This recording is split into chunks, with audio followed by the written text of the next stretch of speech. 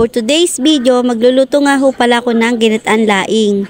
Igigisa ko nga lang ho pala yan taba hanggang sa maging brown. Yan nga pala ho yung gabi na pinatuyo na. Nagayat na nga din ho pala ako dyan ng bawang, sibuyas at saka luya.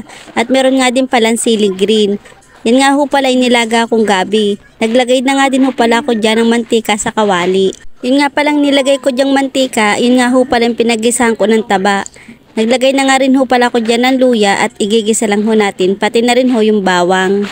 Isusunod na rin ho natin itong sibuyas. Halu-haluin lang ulit natin hanggang sa lumabas yung tunay na bango nito.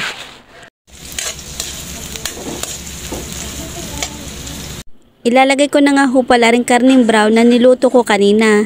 Isasangkot siya lang ho natin ng mabuti. Maglalagay nga ho din pala tayo ng gata. Kapag nailagay na, maglalagay naman tayo ng pampalasa, ng asin, paminta, umami, at saka nga ho pala yung siling green. Kapag ho nakulo na yung ating gata, ilalagay ko na nga ho pala ring nilaga kong gabi. Pwede namang kahit hindi na nilaga, basta ho marami kayong gatang gagamitin. Kapag nailagay na natin, hahaluin lang natin para magmix yung gata sa gabi. Dahil nga nakulangan ako sa gata, bumili nga ho pala ako ng Coco Mama. 2 nga ho palampak ang nagamit ko diyan. Ngayon nga lang ho pala ako nakapagluto na gabi ay yung tuyo na ho yung dahon. Pag ho ako'y nagluluto ho sa amin sa Batangas ay hindi ho ganyan. Yung sariwa ho at mabilis hong kumilis yun kapag ho naluluto na. Ay ari ho, kahit anong gawin ko din ay hindi ho nakilis agad.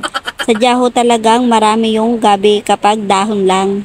Naglagay nga din ho pala ako dyan ng 4 cubes, suka, at arihong siling pula para naman ho medyo mahalang-halang aring ating gulay. Halu-haluin lang natin hanggang sa maiga yung ating gata. Kapag ho nagmamantika na ho yung ating gata, syempre luto na ho yan, pwede na tayo hong kumain. Hanggang dito na lang ho yung aking video. Salamat ho sa inyong panonood. Bye! God bless!